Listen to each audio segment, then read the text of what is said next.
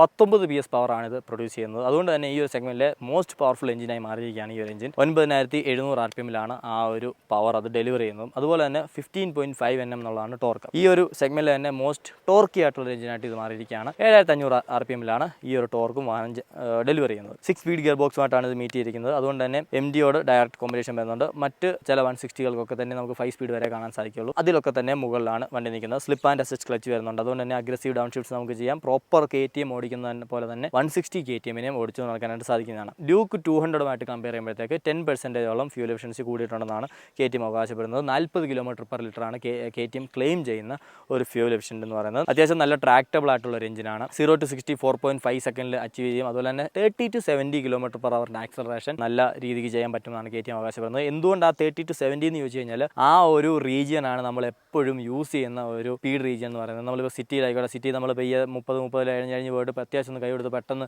നമ്മളൊരു 70 വരെ കയറ്റും, പിന്നെ 70 ക്രൂസ് ചെയ്തു, പിന്നെയും താന്ന് വരും, 50 40 വരും, പിന്നെയും കൈ കൊടുത്താൽ 70 പെട്ടെന്ന് എത്തണം. ആ ഒരു റേഞ്ച് എന്ന് പറയുന്നത് നമുക്ക് നല്ല എൻജോയ് ചെയ്ത് ഓടിക്കാൻ സാധിക്കും എന്നാണ് KTM പറയുന്നത്. ആ ഒരു ടിപ്പിക്കൽ KTM എക്സ്പ്ലോസീവ് പെർഫോമൻസ് നമുക്ക് ഈ ഒരു എഞ്ചിൻ്റെ ഭാഗത്തുനിന്ന് ഫീൽ ചെയ്യാൻ സാധിക്കുന്നതാണ്.